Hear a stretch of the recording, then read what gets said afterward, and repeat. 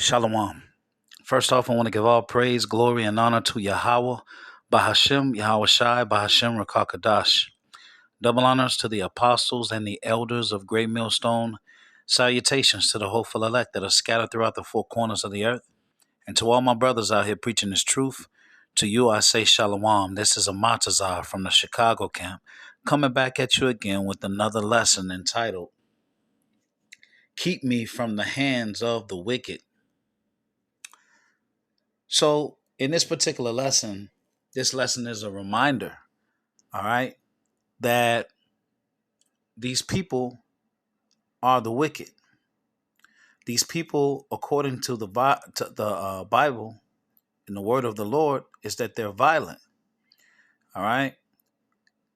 The problem with Christianity is that Christianity has lulled you to sleep and you don't know who your enemy is. Now, who am I speaking of? I'm speaking of Esau Edom, all right? He's the enemy, all right?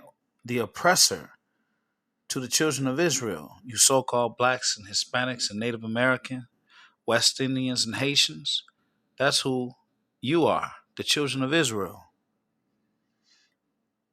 Now, what happens in this kingdom is Jake is so busy being envious, okay, of the wicked and the status that the wicked has. Jake wants to be accepted so bad. All right? And you see and you hear these stories of so-called Jake coming up missing. All right? And they don't pay for it. The Lord is constantly warning us, and he tells us in his word how to watch out and to be circumspect towards these people. All right? But he's made some promises, okay? And the promises that the Lord has made is that we are going to rule over them. He is going to prepare them unto blood. All right? The payback is coming. And eventually, they're going to be exterminated by the Lord. So this message is heavy today, okay? This is a heavy message. So in this video, in this particular lesson, in this video, I have three separate accounts, okay? Three separate accounts where you see Jake, all right? Only Jake. No other Jakes around trying to be like Esau. You want to be accepted by him so bad, all right? In the first video that we're going to look at, you're going to see a Jake from the Chicago/Indiana land area, all right, who was hanging out with all these Edomites, and then he ended up almost getting lynched. Okay? Now, it just so happens that the Edomites that was with him was videotaping, all right, these violent men, and then they ended up letting them go. But you shouldn't have been with him in the first place. Okay? So he ended up getting away, all right, but he almost got hung. Okay? The second video is going to be this young freshman college sister that went out. She was with these Edomites, and she ended up drowning to death. Now, the thing is, she can't swim, and she has actually a handicap, a disability. So the family is like, this story not adding up at all, because they know their relative, and they know there's no way ever she would go out into water like that. That's not what she do. But she let Esau sweet talk her. All right, only the Lord knows what really happened. All right, and they're gonna pay for it. And then the last story, you have this woman, grown ass woman. She's in the midst of all these Edomites, and she goes to like a sleepover. All right, she's a grown woman sleepover, nothing but Edomites. All right, and I'm assuming they're all getting high, drinking, getting high, whatever. Well, guess what? She ends up dead the next morning because out of all the people that was getting high, she just happened to be the one that supposedly stumbled over a second floor railing. All right. So her family put in a independent autopsy. All right. Things are not adding up. So let's look at the scriptures. Let's see what the scriptures have to say about all. I'm gonna read a couple of scriptures. Then I'm gonna play the videos, and then I'm gonna come back and close out with some scriptures. All right. So the first scripture I want to turn to is Psalms 140:4, and it reads, "Keep me, O Yahweh, from the hands of the wicked. Preserve me from the violent man, who have purpose to overthrow my goings. The proud have hid a snare for me and cords. They have spread a net by the wayside. They have set gins for me, Selah. I said unto Yahweh, Thou art my power. Hear the voice of my supplications, O Yahweh." All right. So this is saying that the hands of the wicked, David is saying, preserve me from the hands of the wicked, who have purpose to overthrow my goings. It says, the proud have hid a snare for me in cords. They have spread a net by the wayside. They have set gins for me. These are all traps. Okay? So what did they have to do to set those traps? They had to plan. Let's look at the note that I have for 4. This is Psalm 64:3. It says, "Who whet their tongue like a sword and bend their bows to shoot their arrows, even bitter words, that they may shoot in secret at the perfect. Suddenly do they shoot at him and fear not. They encourage themselves in an evil matter. They commune of laying snares." That's what we just read. Laying snares privily, they say, who shall see them? They search out iniquities. They accomplish a diligent search. Both the inward thought of every one of them and the heart is deep. But the Most High shall shoot at them with an arrow. Suddenly shall they be wounded. Okay? So look at the note I have for 5. This is Psalms 83 and verse 2. "For lo, thine enemies make a tumult, and they that hate thee have lifted up the head. They have taken crafty counsel against thy people, and consulted against thy hidden ones. They have said, Come and let us cut them off from being a nation, that the name of Israel may be no more in remembrance. For they have consulted together with one consent, they are confederate against thee." And then it goes on to list the tabernacles of Edom and the Ishmaelites and Moab and the Hagarenes, etc. Okay? But Edom is the one that leads the charge in their hatred against us. All right? And so they want to cut us off from being a nation. All right? And they consult together with one consent. All right? Let's take a look at Psalm 73 and 3. Psalm 73 and 3. And it reads, "For I was envious at the foolish when I saw the prosperity of the wicked." And that's exactly what Jake is doing. They want the same status as Esau, Edom. That's why they feel as though they need to be hanging around them. Okay, especially in college. Also, when you're playing sports. And listen, you playing sports and you in high school or college with these Edomites. First of all, they're jealous of you because 9 times out of 10 you're gonna have more physical prowess on the field.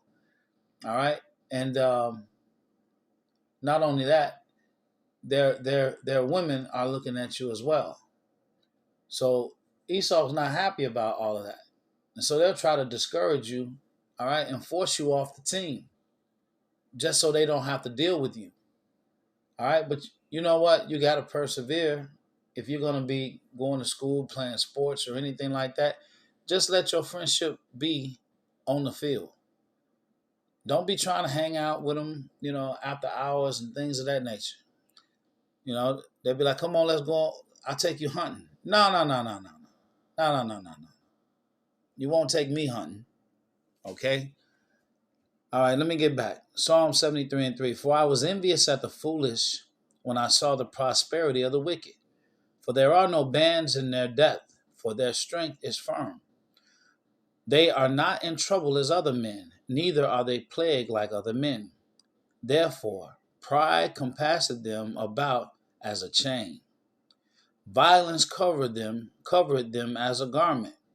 Their eyes stand out with fatness. They have more than heart could wish. They are corrupt and speak wickedly concerning oppression. They speak loftily. Okay? They are corrupt and speak wickedly concerning oppression. They speak loftily. All right? So, as you can see, they feel with so much pride, they feel like they can get away with anything. And these are not coincidences. All right? That Jake is in their company and they winding up dead or unalived, I should say. Let's look at Proverbs 3 and 31. Proverbs 3 and 31. And it reads, envy thou not the oppressor, and choose none of his ways. For the froward is abomination to Yahweh, but his secret is with the righteous. The curse of Yahweh is in the house of the wicked, but he blesseth the habitation of the just. Now the point here is, envy thou not the oppressor, and choose none of his ways. All right, when you're looking at Esau Edom and you're looking at his status that he has in his kingdom, and you feel that you are being recognized or acknowledged, you feel comfortable being in their presence, you their special so-called black friend. Nah. You just setting yourself up, okay, for a fall, literally. Now the Lord says, never trust thine enemy. All right. And last time I checked, never means never. All right. So Jake got to understand. All right. But you know what? He's not going to understand. All right. Because in the book of 2nd Ezra, the 12th chapter, it says that hide these secrets in the book and teach them to the wise of the people. All right. Whose heart will do these things. All right. So unless the Lord opens up your heart, your mind, and your eyes, you're gonna keep falling into these snares, Jake. This is Sorak 12, and we're gonna start at 10. It says, "Never trust thine enemy, for like as iron rusted, so is his wickedness. Though he humble himself and go crouching, yet take good heed and beware of him. And thou shalt be unto him as if thou hast wiped a looking glass, and thou shalt know that his rust have not been altogether wiped away. Set him not by thee, lest when he have overthrown thee, he stand up in thy place. Neither let him sit at thy right hand, lest he seek to take thy seat. And thou at the last remember my words and be pricked therewith. Who will pity a charmer that is bitten with a serpent, or any such as come nigh wild beasts?" All right. So let's think about that for a second. Sirach 12 and 13 says, who will pity a charmer? Who gonna feel sorry for somebody that's playing with venomous snakes? Okay, you shouldn't be playing with venomous snakes.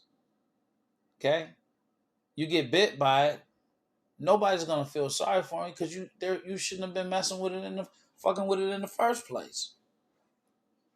And that's what the Lord is saying about Esau Edom. Who will pity a charmer that is bitten with a serpent, or any such as come nigh wild beast? So one that goeth to a sinner and is defiled with him in his sins, who will pity? For a while he will abide with thee, but if thou begin to fall, he will not tarry. All right. As soon as you start going down, he's out of there. An enemy speaketh sweetly with his lips, but in his heart He imagineth how to throw thee into a pit. Okay? So the second video that, the third video we're going to watch, the so-called black woman is going to be thrown from a balcony. Okay? Allegedly. So she's supposed to, let's put it this way. She, out of everybody was asleep, and she just happened to take a tumble over the railing. And she just happened to be the only so-called black one there. An enemy speaking sweetly. Come on, let's spend the night. Spend the night. Let's have a sleepover. An enemy speaking sweetly with his lips, but in his heart he imagineth how to throw thee into a pit. He will weep with his eyes, but if he find opportunity, he will not be satisfied with blood. If adversity come upon thee, thou shalt find him there first. And though he pretend to help thee, yet shall he undermine thee.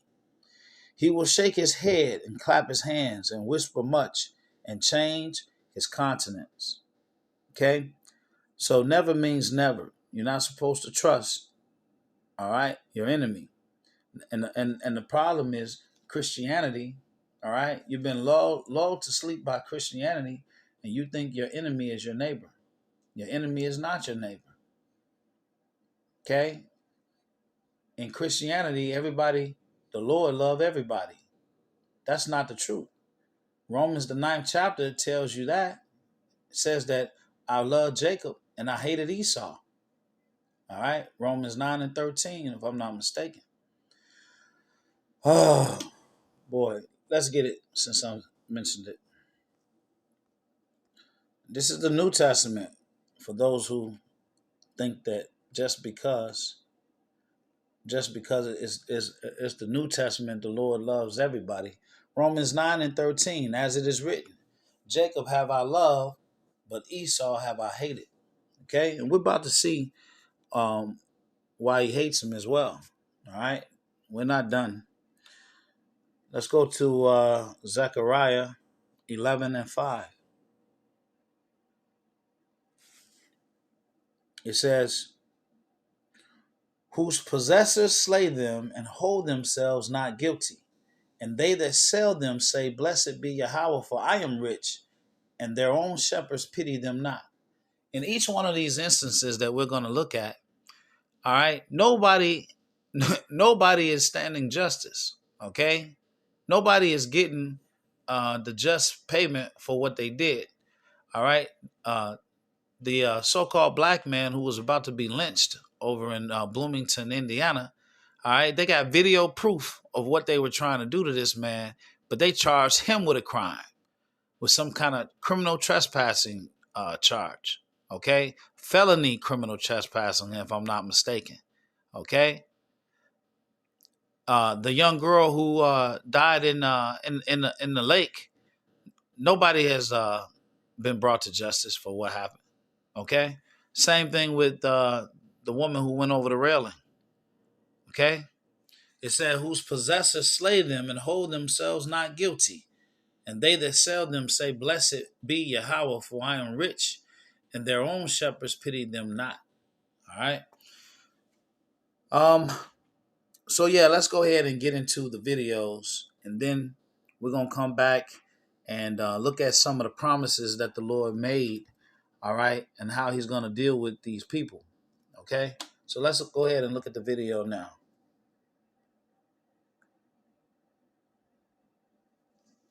Let's see.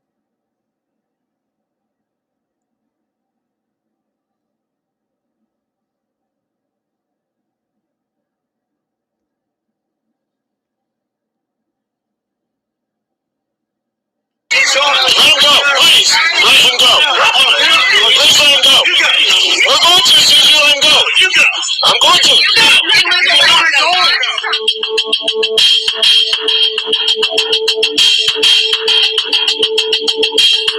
I'm John Hamilton. I'm the mayor of Bloomington, Indiana. Sunday night, I saw videos on social media that showed a member of my community, somebody I know, experiencing just horrific violence, attacks, terrifying to watch, no doubt 100 times worse to be in, terrible racial epithets, conflict, really angering me, also infuriating learned through the video and then subsequent activities that there had been a conflict not in my city, but near my city at a lake in a state-controlled area of this kind of awful racial hatred erupting. That's what you get! I do know Vox Booker. I've been mayor for 5 years, and I've probably known him for 5 years, and he's been a very active member of the community. I care a great deal, and I want to help my residents have justice, and of course, we want to stop this kind of thing from ever happening. It's a terrible reminder that racism, we're a very progressive city, democratic city, progressive and liberal. We believe in inclusion, but in our community, we know we have hate incidents every year. We know there's racism in our community and around our community, and we can't pretend that's not the case. I don't know what would have happened in the woods alone around Lake Monroe if there had been individuals there, if there hadn't been a video taken. We pray that any terrible episode, horrific interaction like this ends at least with as little violence as possible. There was obviously violence, but I don't know what would have happened.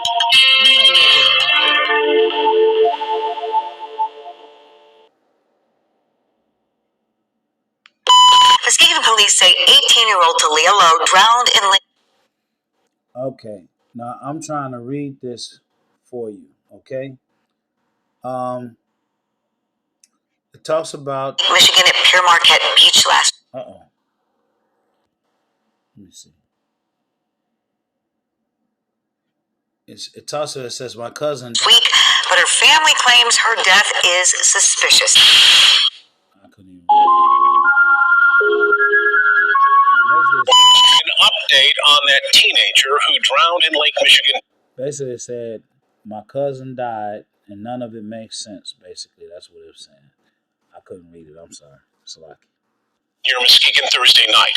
The teen identified tonight as a Grand Valley State University student. The university's president sending out a message to students saying that first-year student Talia Lowe passed away from drowning and expressed condolences for her family. The Muskegon Department of Public Safety says the 18-year-old drowned late Thursday night at Pier Marquette Park. A friend of Lowe's has started a GoFundMe page to help her family pay for the funeral expenses. A family is still searching for answers tonight in the death of a Lakeshore woman. Muskegon police say 18-year-old Talia Lowe drowned in Lake Michigan at Pier Marquette Beach last week. All right, on another story or another video, they say that the girl who, the friend who supposedly started the GoFundMe the same night the girl had died. All right, before her parents was even notified. But her family claims her death is suspicious. 13 on your side's Carla Byron joins us now after hearing from a person close to the investigation. Carla. Yeah, we're told that friends are now getting death threats because of Talia's death. They say a friend of Talia's jumped into the water that night to try to save her and another friend who was in distress, but Talia didn't return to the shore. She was so silly, she had a good...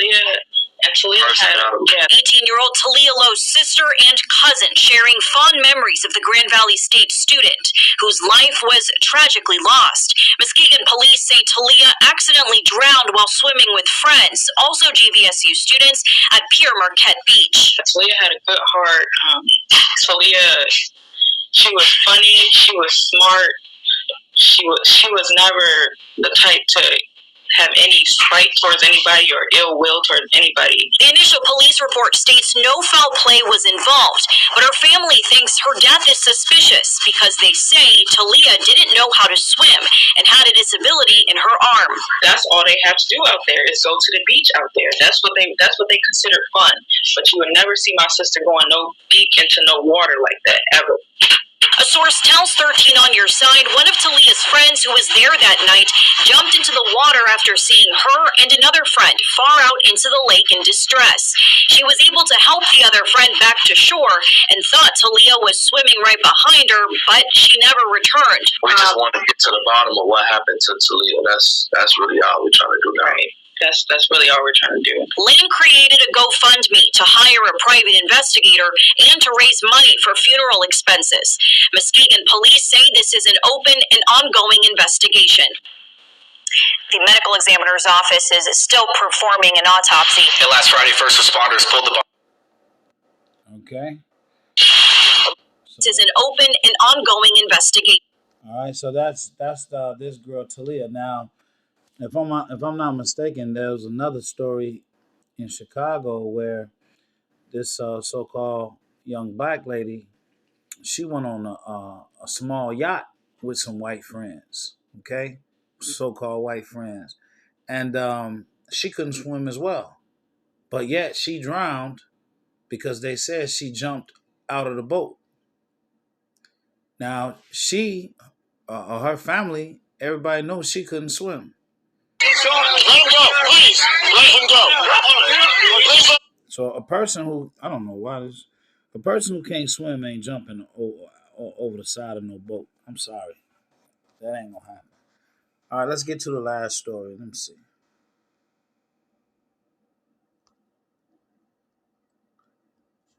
Going on right before her death. Shohei now newly released. But she never returned. We just want to get to the bottom of what happened to Talia. That's really all we're trying to do now. Right. That's really all we're trying to do. Lynn created a GoFundMe to hire a private investigator and to raise money for funeral expenses. Muskegon police say this is an open and ongoing investigation. The medical examiner's office is still performing an autopsy. Last Friday, first responders pulled the body.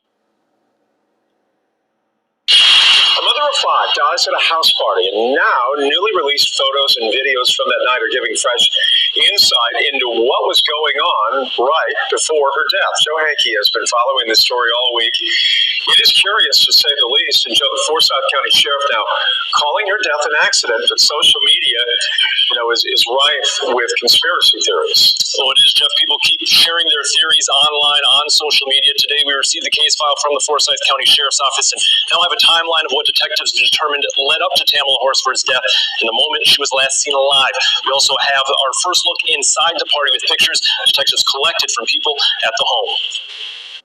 All right, I'm closing it out on this one. This is we're at 27-minute mark. All right, I'm gonna make a part 2. All right, hope this lesson was edifying. Shalom.